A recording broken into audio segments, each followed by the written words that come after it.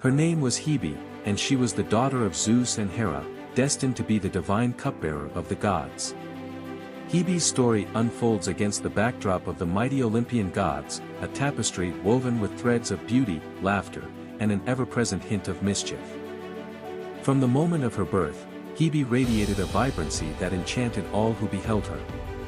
The flowers bloomed more brightly, and the sun seemed to shine a little warmer when she danced across the fields of Olympus. With her flowing hair and graceful form, she was often depicted holding a golden cup filled with the nectar of the gods, a drink that conferred immortality and eternal youth. As the cupbearer, her role was vital. She was the one who served ambrosia, the food of the gods, keeping them nourished and eternally youthful. The rituals surrounding Hebe were steeped in joy and celebration. In bustling towns and quiet villages alike, the people would honor her with festivals. The Hebe, as these festivals were known, were marked by singing, dancing, and the offering of fragrant flowers. Worshippers believed that by invoking her name, they could attract the blessings of youth and vitality, hoping to capture just a fraction of her enchanting spirit. In the small village of Myrtos, nestled between the mountains and the sea, stories of Hebe flowed as freely as the rivers that meandered through the lush valleys. The villagers spoke of her laughter, which echoed like the tinkling of crystal bells, and her kindness that enveloped the weary like a warm embrace. Parents would tell their children tales of Hebe's adventures with the other gods, each story more whimsical than the last. They described how she once helped the mighty Heracles recover his strength after his grueling labors by serving him ambrosia and making him feel young once more. However, not all tales sung her praises. In the midst of the divine, there lay a thread of rivalry, particularly with Aphrodite, the goddess of love and beauty. The two goddesses shared a mutual respect, yet their connection was tinged with competition. They were often at the center of Olympus's grand feasts, where beauty and charm clashed like titans. While Aphrodite delighted in her romantic escapades and the allure of love, Hebe found joy in the simple pleasures of companionship and youth. The rivalry fueled countless stories, each weaving a narrative of beauty, desire, and the intoxicating allure of the divine. One summer day, while the sun blazed overhead, the Olympian gods decided to hold a grand feast on the slopes of Mount Olympus.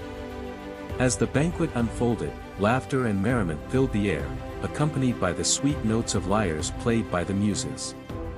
Hebe flitted among the guests, pouring nectar into crystal goblets, her radiant smile illuminating the gathering. But, as the revelry reached its peak, a mischievous thought flickered in her mind.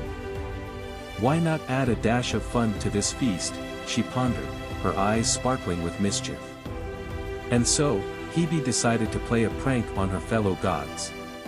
She poured her special nectar, enhanced with a touch of ambrosia's ethereal essence, into the goblets of the unsuspecting gods.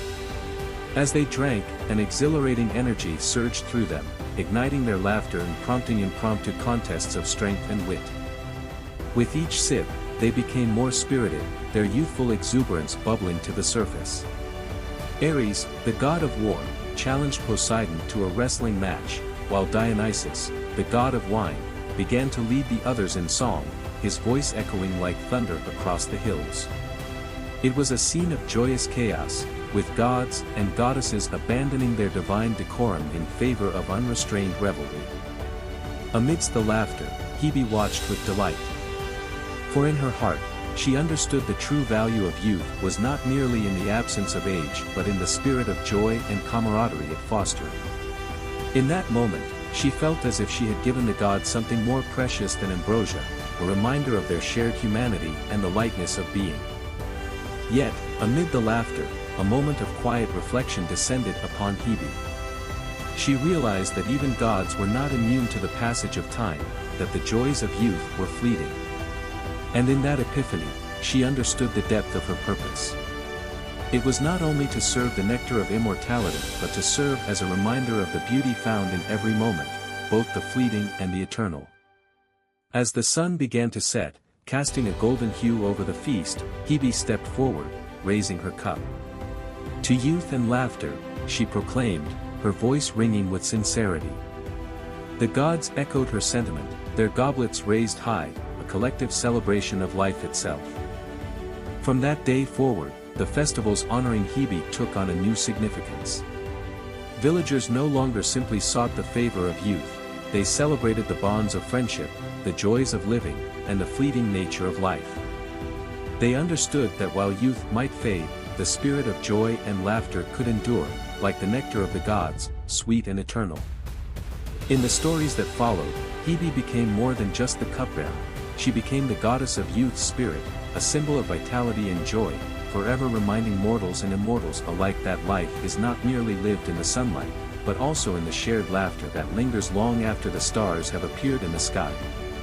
And as the sun dipped below the horizon, casting its final rays over the world, the villagers of Myrtos continued to celebrate the goddess of youth, ensuring that her laughter echoed through the ages, a timeless reminder of the beauty that resides in every fleeting moment.